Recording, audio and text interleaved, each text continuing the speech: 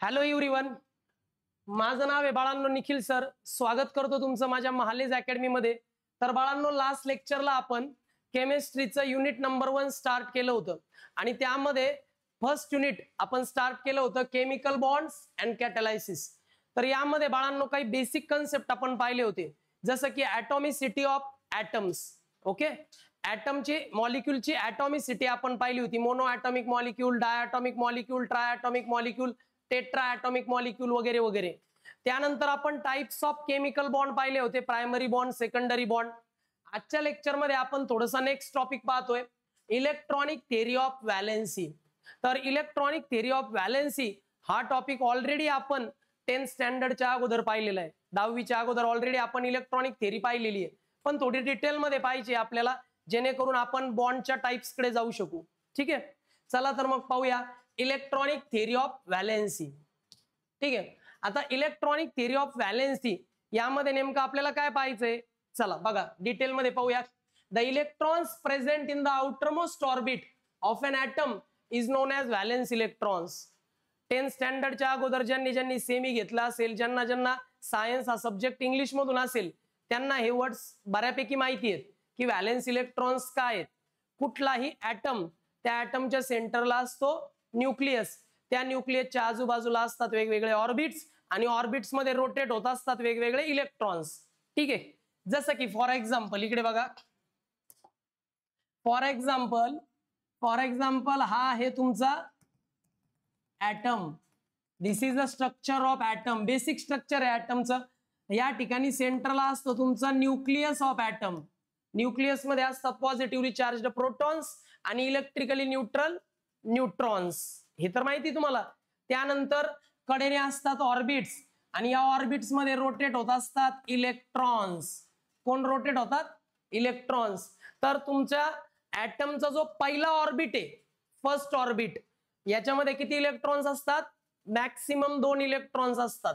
आणि हा जो सेकंड ऑर्बिट आहे बाळांनो, या सेकंड ऑर्बिट मध्ये सुद्धा इलेक्ट्रॉन्स असतात आणि सेकंड ऑर्बिट मध्ये मॅक्सिमम इलेक्ट्रॉन्स किती असू शकतात? 8 इलेक्ट्रॉन्स मॅक्सिमम असू शकतात.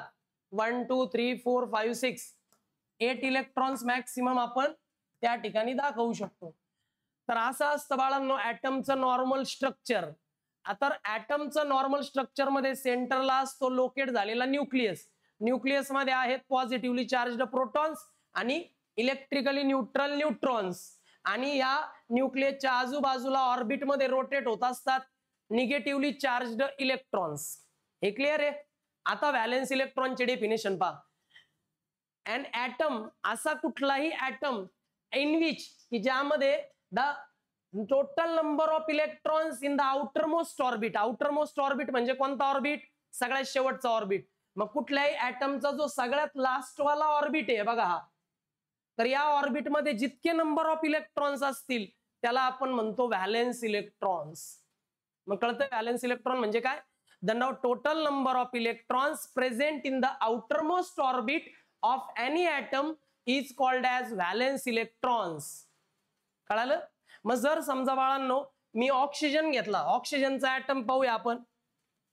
इकडे पहा, फॉर एक्झाम्पल ऑक्सिजनचा ॲटम आहे. ऑक्सिजनच्या ॲटम मध्ये पहिल्या ऑर्बिट मध्ये आहेत 2 इलेक्ट्रॉन आणि दुसऱ्या ऑर्बिट मध्ये आहेत 6 इलेक्ट्रॉन. किती इलेक्ट्रॉन आहे दुसऱ्या ऑर्बिट मध्ये? 6 इलेक्ट्रॉन्स आहेत. ठीक आहे, टोटल 6 इलेक्ट्रॉन्स आहेत दुसऱ्या ऑर्बिट मध्ये. आता मला सांगा याची आउटरमोस्ट ऑर्बिट कोणती आहे? हा झाली तुमची पहिली ऑर्बिट.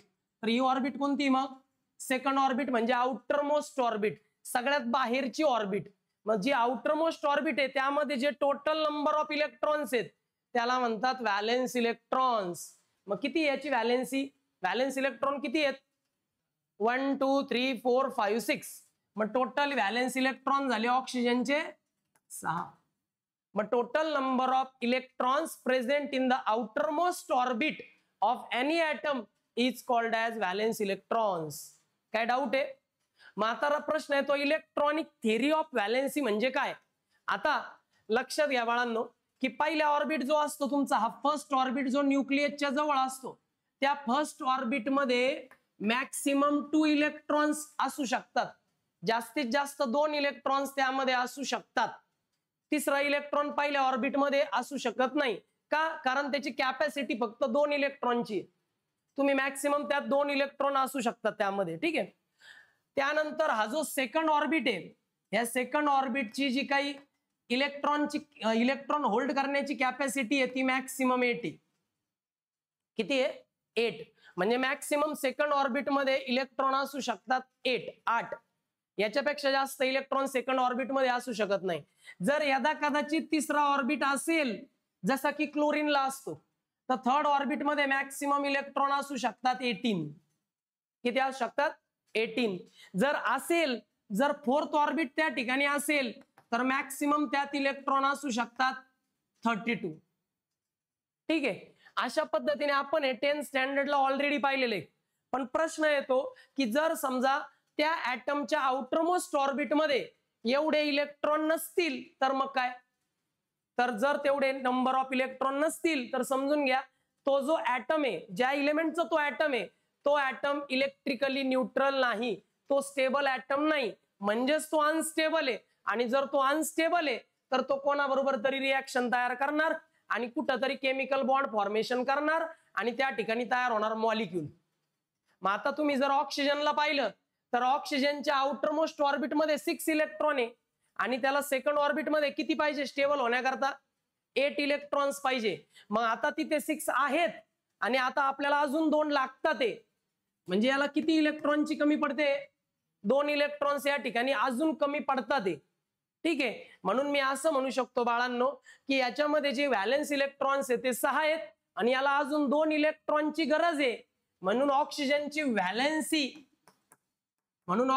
व्हॅलेन्सीचा मिनिंग तुम्ही इथं काय घेणार आहे? व्हॅलेन्सीचा अर्थ घेणार आहे तुम्ही requirement to become a stable.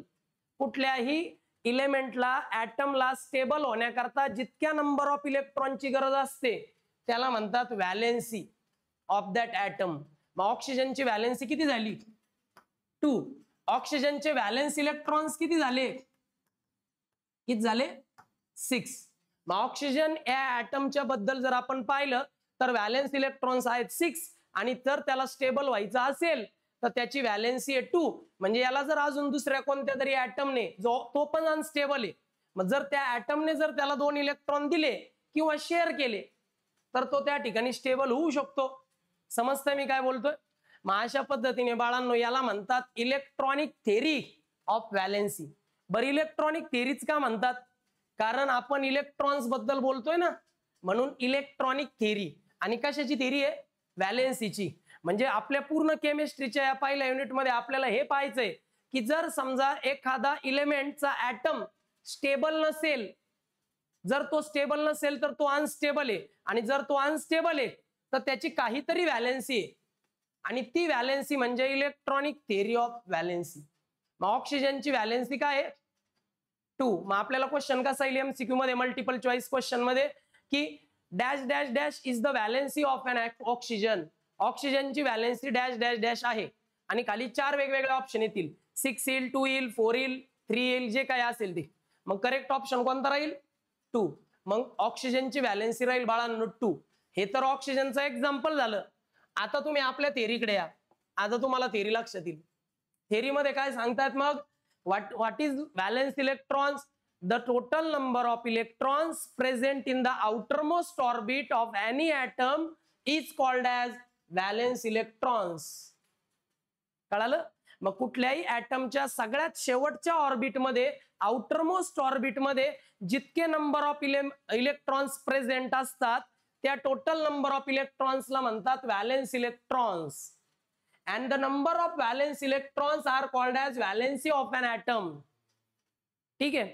आता या ठिकाणी व्हॅलेन्सी ऑफ एन ऍटमचं मिनिंग घेताना असं घ्यायचंय की जर समजा आपल्याला स्टेबल होण्याकरता 2 इलेक्ट्रॉनची अजून गरज आहे तर त्या ऍटमची व्हॅलेन्सी 2 झालेली बाळांनो. 3 इलेक्ट्रॉनची गरज आहे मग त्याची व्हॅलेन्सी 3 झालेली. 4 इलेक्ट्रॉनची गरज आहे, कार्बनला किती लागतात स्टेबल होण्याकरता? 4 इलेक्ट्रॉन्स लागतात. कार्बनचं कॉन्फिगरेशन कसं आहे? 2,4. म्हणजे पहिल्या ऑर्बिटमध्ये 2 इलेक्ट्रॉन आहे, दुसऱ्या ऑर्बिटमध्ये 4 इलेक्ट्रॉन आहे. मग त्याला जर स्टेबल व्हायचे तर अजून 4 इलेक्ट्रॉनची गरज आहे, म्हणजे त्याची व्हॅलेन्सी झाली 4. ओके. बर, आता व्हॅलेन्स आणि व्हॅलेन्सी कळालेलं आहे तुम्हाला. the atoms of elements with 8 electrons in the second orbit or 2 electrons in the first orbits are stable. मग आपल्याला कसं कळेल की कुठल्या इलेमेंटचे ऍटम हे स्टेबल आहेत आणि कुठल्या इलेमेंटचे ऍटम हे स्टेबल नाहीत. जर समजा पहिल्या ऑर्बिट मध्ये 2 इलेक्ट्रॉन आहेत तर त्या ठिकाणी डुप्लेट स्टेट कंप्लीट झालेली आहे. आणि जर डुप्लेट स्टेट कंप्लीट आहे तर तो ऍटम, तो इलेमेंटचा तो ऍटम तो कसा आहे, स्टेबल आहे. तो जर स्टेबल आहे तर तो कोणाबरोबर रिएक्शन करणार नाही. आणि जर रिएक्शन करणार नाही म्हणजे केमिकल बॉन्ड तयार करणार नाही. इथपर्यंत कळालं. आता जर समजा सेकंड ऑर्बिट मध्ये काहीतरी इलेक्ट्रॉन्स असतील त्या ऍटमच्या सेकंड ऑर्बिट मध्ये, तर आणि जर सेकंड ऑर्बिट मध्ये 8 इलेक्ट्रॉन्स असतील, किती, 8 इलेक्ट्रॉन्स. जर कुठल्याही ऍटमच्या सेकंड ऑर्बिट मध्ये 8 इलेक्ट्रॉन्स असतील तर त्याची कोणती स्टेट पूर्ण झालेली असते, ऑक्टेट स्टेट पूर्ण झालेली असते. आणि जर त्याची ऑक्टेट स्टेट पूर्ण झालेली आहे तर तो स्टेबल आहे. आणि जर तो स्टेबल आहे तर तो दुसऱ्या कुठल्या ऍटम बरोबर रिएक्शन करणार नाही. कळालं. मग आपला ऍटम स्टेबल आहे की अनस्टेबल आहे कसं ओळखायचं, जर तुमच्या ऍटमची डुप्लेट स्टेट किंवा ऑक्टेट स्टेट जर कंप्लीट असेल तर तुमचा ऍटम इलेक्ट्रिकली स्टेबल आहे. तो कोणाला इलेक्ट्रॉन देणार नाही, कोणाकडून इलेक्ट्रॉन घेणार नाही, इलेक्ट्रॉनची शेअरिंग सुद्धा करणार नाही. म्हणजे तो ऍटम कसा आहे, इलेक्ट्रिकली स्टेबल आहे. Got it. आता जर समजा तो इलेक्ट्रॉन अनस्टेबल आहे म्हणजे काय, जर तुमच्या ऍटमची डुप्लेट स्टेट किंवा ऑक्टेट स्टेट पूर्ण नसेल तर तो इलेक्ट्रिकली अनस्टेबल आहे. आणि इलेक्ट्रिकली अनस्टेबल असेल तर तो ऍटम स्टेबल होण्याचा प्रयत्न करेल. मग तो स्टेबल होईल कसा, दुसरा एखादा अनस्टेबल ऍटम त्याबरोबर रिएक्शन करेल म्हणजे एक तर इलेक्ट्रॉन घेईल किंवा देईल किंवा दोघांमध्ये इलेक्ट्रॉनचं शेअरिंग होईल. आणि शेअरिंग झालं, इलेक्ट्रॉन देवाणघेवाण झाली का त्यांच्यामध्ये एक फोर्स ऑफ अट्रॅक्शन तयार होईल. आणि हा फोर्स ऑफ अट्रॅक्शन म्हणजे त्या 2 ऍटम मध्ये तयार झालेला केमिकल बॉन्ड. मग केमिकल बॉन्ड फक्त त्याच ऍटम मध्ये तयार होतो जे इलेक्ट्रिकली अनस्टेबल आहे. मग अनस्टेबल ऍटम मध्येच फक्त केमिकल बॉन्ड फॉर्मेशन होतं. मग जे ऍटमची डुप्लेट स्टेट किंवा ऑक्टेट स्टेट कंप्लीट आहे, ज्या ऍटमची डुप्लेट स्टेट किंवा ऑक्टेट स्टेट कंप्लीट आहे, they are chemically stable atoms. ते केमिकली स्टेबल असतात, ते कोणाबरोबर रिएक्शन करत नाहीत. काय बोलतोय कळतंय. आणि जर त्यांचे डुप्लेट किंवा ऑक्टेट स्टेट पूर्ण नसेल तर त्या ठिकाणी ते स्वतःला स्टेबल करण्याकरता, अनस्टेबल ऍटम स्टेबल होण्याकरता कोणाला तरी ते इलेक्ट्रॉन देतील किंवा कोणाकडून तरी इलेक्ट्रॉन घेतील किंवा इलेक्ट्रॉनची शेअरिंग होईल आणि मग ते स्टेबल होतील. पण इलेक्ट्रॉनची शेअरिंग झाल्यामुळं किंवा इलेक्ट्रॉन दिल्या किंवा घेतल्यामुळं त्यांच्यामध्ये फोर्स ऑफ अट्रॅक्शन तयार होईल आणि तो फोर्स ऑफ अट्रॅक्शन म्हणजे केमिकल बॉन्ड. काय डाऊट याच्यात. ओके. मग आपल्याला येईल की बाबा जर समजा तुमच्या ऍटमच्या आउटर मोस्ट ऑर्बिट मध्ये 2 इलेक्ट्रॉन्स आहे तर कुठली स्टेट पूर्ण होते, डुप्लेट स्टेट पूर्ण होते. आणि तो ऍटम कसा असतो, केमिकली स्टेबल. आणि एखाद्या ऍटमच्या आउटर मोस्ट ऑर्बिट मध्ये 8 इलेक्ट्रॉन्स आहे, किती, 8 इलेक्ट्रॉन्स आहे म्हणजे कुठली स्टेट पूर्ण होते, ऑक्टेट स्टेट पूर्ण होते. आणि जर ऑक्टेट स्टेट पूर्ण होते तर तो सुद्धा केमिकली स्टेबल आहे. आणि जर डुप्लेट किंवा ऑक्टेट स्टेट पूर्ण होत नसेल तर तो केमिकली अनस्टेबल आहे. मग तो रिएक्शन करणार आणि केमिकल बॉन्ड तयार करणार. म्हणजे असं म्हणता येईल का की कुठल्याही ऍटमची जी काही केमिकल बॉन्ड फॉर्मेशन आहे ते सगळं डिपेंड आहे त्याच्या नंबर ऑफ व्हॅलेन्स इलेक्ट्रॉन्सवर. आउटर मोस्ट ऑर्बिट मध्ये किती इलेक्ट्रॉन्स आहेत यावरून ठरतं की तो केमिकल बॉन्ड तयार करेल किंवा नाही करेल. कळालं. व्हॅलेन्स इलेक्ट्रॉनचा कन्सेप्ट यासाठीच आपण शिकतो. याला म्हणतात इलेक्ट्रॉनिक थेअरी ऑफ व्हॅलेन्सी. काय डाऊट आहे या स्लाइड मध्ये, समजलं. आता आपण पुढे जाऊया. लक्ष द्या, पुन्हा तेच आहे त्यामुळं सोपं आहे. Therefore the electronic arrangement of 8 electrons, 8 electrons म्हणजे octet state or 2 electrons म्हणजे duplet state are present in the outermost shell of an atom is known as stable configuration. मग आपल्याला विचारलं सांगा स्टेबल कॉन्फिगरेशन कोणतं, तर स्टेबल कॉन्फिगरेशन ते असतं ज्याच्या आउटरमोस्ट ऑर्बिट मध्ये एकतर डुप्लेट स्टेट कंप्लीट असते किंवा मग ऑक्टेट स्टेट कंप्लीट असते. जर डुप्लेट किंवा ऑक्टेट स्टेट कंप्लीट असेल तर तो ऍटम इलेक्ट्रिकली स्टेबल आहे आणि अशा कॉन्फिगरेशनला म्हणतात स्टेबल कॉन्फिगरेशन. ओके, मग याला विचारल्या जाईल एमसीक्यू मध्ये की स्टेबल कॉन्फिगरेशनच्या स्टेट कोणत्या. डुप्लेट स्टेट आणि octet state are the states for the stable configuration of any atom. कुठल्याही ऍटमचं स्टेबल कॉन्फिगरेशन म्हणजे त्याची डुप्लेट स्टेट किंवा ऑक्टेट स्टेट कंप्लीट असणे. पुढे only those elements having less than 8 electron in the outermost orbit of their atoms are called as chemically active or unstable elements. कुठला atom chemically unstable असतो किंवा कुठला atom chemically active असतो, असा कुठला atom आहे जो केमिकल रिएक्शन करायला तयार आहे, जो अनस्टेबल आहे. मग असा कुठला ऍटम आहे जो अनस्टेबल आहे, ज्याच्या आउटरमोस्ट ऑर्बिट मध्ये 8 इलेक्ट्रॉन्स नसतील, म्हणजे 8 पेक्षा कमी इलेक्ट्रॉन्स असतील. कुठल्याही ऍटमच्या आउटरमोस्ट ऑर्बिट मध्ये 8 इलेक्ट्रॉन्स कंप्लीट नसेल, 8 इलेक्ट्रॉन पेक्षा कमी इलेक्ट्रॉन जर आउटरमोस्ट ऑर्बिट मध्ये असतील तर तो ऍटम हा केमिकली ऍक्टिव्ह ऍटम आहे, म्हणजे अनस्टेबल ऍटम आहे. आणि असे chemically active atom chemical reaction तिथे घडवून आणतात आणि स्टेबल होण्याचा प्रयत्न करतात. कळतंय मी काय बोलतोय, लक्षात आलं. मग केमिकली ऍक्टिव्ह ऍटम कोणते, ज्यांचे डुप्लेट आणि ऑक्टेट स्टेट पूर्ण नाही ते केमिकली ऍक्टिव्ह ऍटम आहेत. आणि हे केमिकली ऍक्टिव्ह ऍटम म्हणजे अनस्टेबल ऍटम आहेत, जे केमिकल रिएक्शन करण्यासाठी स्टेबल होण्याकरता केमिकल रिएक्शन करतात आणि तिथं केमिकल बॉन्ड तयार होतो. Octet or duplet can either be transfer or one or more electrons from valence electron or by sharing of electron between the atom. तुम्ही म्हटले सर केमिकल रिएक्शन झाल्याने अनस्टेबलचं stable झालं कसं. अनस्टेबल ऍटमचा स्टेबल ऍटम झाला, पण कसा, केमिकल रिएक्शन मध्ये. पण केमिकल रिएक्शन मध्ये नेमकं असं काय झालं ज्यामुळे तो अनस्टेबल ऍटम स्टेबल ऍटम मध्ये कन्वर्ट झाला. तर तिथं काय केलं जातं, एक तर इलेक्ट्रॉन दिला जातो किंवा घेतला जातो. याला म्हणतात gain or lose of electrons. इथे लिहिले पहा, गेन और लॉस ऑफ इलेक्ट्रॉन्स. मग किती इलेक्ट्रॉन दिले किंवा घेतले जातात, जितकी गरज आहे तितके इलेक्ट्रॉन दिले किंवा घेतले जातात. मग गेन और लॉस ऑफ वन और मोर इलेक्ट्रॉन्स फ्रॉम व्हॅलेन्स इलेक्ट्रॉन्स. आणि हे इलेक्ट्रॉन दिले घेतले जातात, पण कोणत्या ऑर्बिट मधून, व्हॅलेन्स ऑर्बिट मधून. शेवटच्या ऑर्बिट मधूनच इलेक्ट्रॉनची देवाणघेवाण होते, आतल्या ऑर्बिट मधून नाही.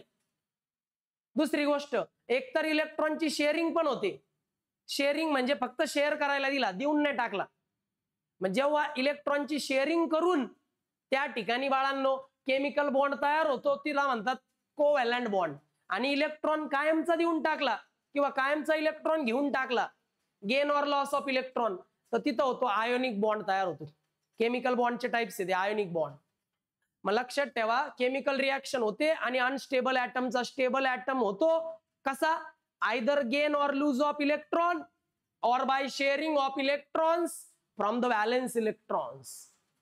व्हॅलेन्स इलेक्ट्रॉनची एक तर देवाणघेवाण केली जाते किंवा मग तो इलेक्ट्रॉन शेअर केला जातो आणि मग त्या ठिकाणी अनस्टेबल ऍटमचा स्टेबल ऍटम होतो. काय डाऊट आहेत यातला एक ना एक शब्द समजला का. हा, तुम्ही म्हणाल सर आम्ही पाठ करायचे का, पाठ करायचं नाही. तुम्हाला फिजिक्स आणि केमिस्ट्रीला मल्टिपल चॉईस क्वेश्चन आहेत, थेरॉटिकल एक्झाम नाहीये. मग याच्यावर काय उपाय आहे की कन्सेप्ट क्लिअर ठेवणं. क्वेश्चन वाचला की लगेच ऑप्शन समजतो. कन्सेप्ट क्लिअर पाहिजे, आपल्याला पाठ करायचं नाही, समजून घ्यायचंय फक्त. पुढे केमिकल बॉन्ड फॉर्मेशन. मग केमिकल बॉन्ड तयार होतो म्हणजे नेमकं काय होतं. In chemical bond formation atoms interact by losing, gaining or sharing of electrons so as to acquire stable configuration. Chemical bond तयार होतो म्हणजे नेमकं काय होतं बाळांनो, तिथे केमिकल बॉन्ड तयार होतो म्हणजे काय की जेव्हा ते दोन अनस्टेबल ऍटम एकमेकांच्या कॉन्टॅक्ट मध्ये येतात, कॉन्टॅक्ट मध्ये आले एक तर इलेक्ट्रॉन देतात किंवा एकतर इलेक्ट्रॉन घेतात किंवा मग इलेक्ट्रॉनची शेअरिंग करतात आणि मग स्टेबल कॉन्फिगरेशन ऍक्वायर करतात आणि तिथं तयार होतो केमिकल बॉन्ड. मग केमिकल बॉन्ड वेगवेगळ्या पद्धतीने तयार होतो. आयदर लुझिंग ऑफ इलेक्ट्रॉन देऊन टाकला, आयदर गेनिंग ऑफ इलेक्ट्रॉन म्हणजे इलेक्ट्रॉन घेऊन टाकला, और शेअरिंग ऑफ इलेक्ट्रॉन किंवा इलेक्ट्रॉनला शेअर केलं. लुझिंग, गेनिंग किंवा शेअरिंग ऑफ इलेक्ट्रॉन यामुळे त्या ठिकाणी केमिकल बॉन्ड तयार होतो आणि unstable atom stable configuration achieve करतो. कळालं? म्हणजे ज्यावेळी दोन अनस्टेबल ऍटम एकमेकांबरोबर इंटरॅक्ट करतात, केमिकल रिएक्शन करतात, तेव्हा एकतर ते एकमेकांना इलेक्ट्रॉन देतात किंवा घेतात किंवा इलेक्ट्रॉनचं शेअरिंग करतात, म्हणजेच त्यांच्यात केमिकल रिएक्शन होते आणि त्यांच्यात फोर्स ऑफ अट्रॅक्शन तयार होतं आणि फोर्स ऑफ अट्रॅक्शन म्हणजेच केमिकल बॉन्ड तयार होतो. Either losing or gaining of electron and sharing of electron from valence electrons, तिथं केमिकल बॉन्ड तयार होतो. एक तर इलेक्ट्रॉन लूज करा किंवा इलेक्ट्रॉन गेन करा किंवा इलेक्ट्रॉन शेअर करा, यामुळे काय होतं, केमिकल बॉन्ड फॉर्म होतो, तयार होतो त्या दोन ऍटम मध्ये आणि दोघांचंही कॉन्फिगरेशन स्टेबल होतं. कळालं का रे केमिकल बॉन्ड फॉर्मेशन? काय डाऊट यात? या नोट्स तुम्हाला शेअर केल्या जाणार आहे, त्यामुळे काही चिंता नसावी, समजून घ्या फक्त. मग केमिकल बॉन्ड असे किती प्रकारचे आहेत? तर प्रायमरी केमिकल बॉन्डचे जर पाहिले तर 4 टाइप्स पडतात. There are 4 types of primary chemical bond. पहिला बॉन्ड आहे आयोनिक बॉन्ड किंवा इलेक्ट्रोव्हॅलंट बॉन्ड. आयोनिक बॉन्ड किंवा इलेक्ट्रोव्हॅलंट बॉन्ड हे डिटेल मध्ये आपण पाहणार आहे. जर इलेक्ट्रॉन दिला, लूज केला किंवा इलेक्ट्रॉन गेन केला म्हणजे इलेक्ट्रॉन घेतला, मग इलेक्ट्रॉन देवाणघेवाण केली इलेक्ट्रॉनची आणि देवाणघेवाण केल्यामुळं इलेक्ट्रॉन दिला किंवा घेतल्यामुळं जो बॉन्ड तयार होतो त्या केमिकल बॉन्डला म्हणतात आयोनिक बॉन्ड किंवा इलेक्ट्रोव्हॅलंट बॉन्ड. इथं काय झालं बाळांनो, इथं इलेक्ट्रॉन या बाय मिस्टेक वर्ड चुकलाय, तर इलेक्ट्रॉनचं ट्रान्सफर झालं. इथं इलेक्ट्रॉन ट्रान्सफर केला गेला, डायरेक्ट इलेक्ट्रॉन दिला किंवा डायरेक्टली इलेक्ट्रॉन घेतला. Lose or gain of electrons म्हणजे ionic bond.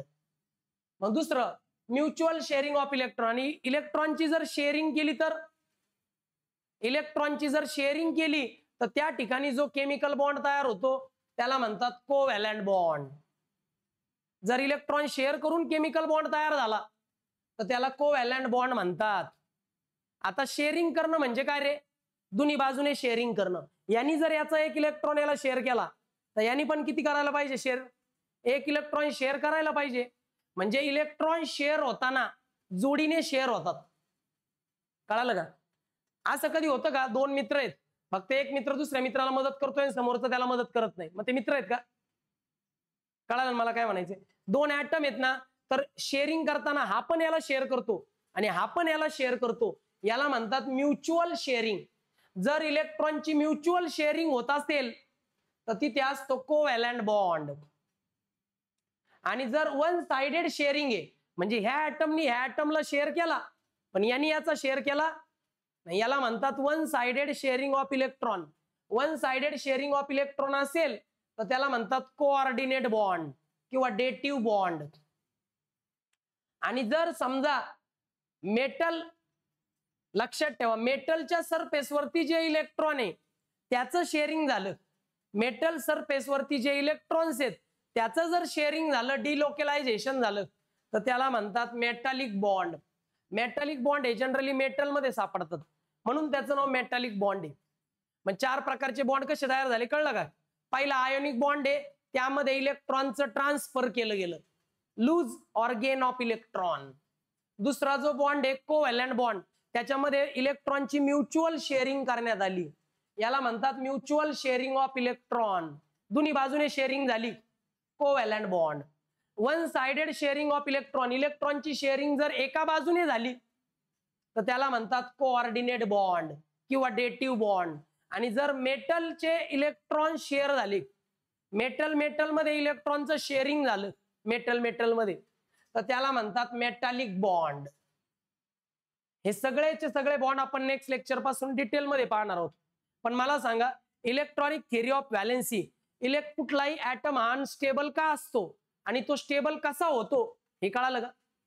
Duplet state, octet state कळाली का? हे बॉन्डचे टाइप्स कसे पडले हे कळालं का? Very good. मग बाळांनो आता हे टाइप आपण नेक्स्ट लेक्चर पासून डिटेल मध्ये पाहू. Bye students.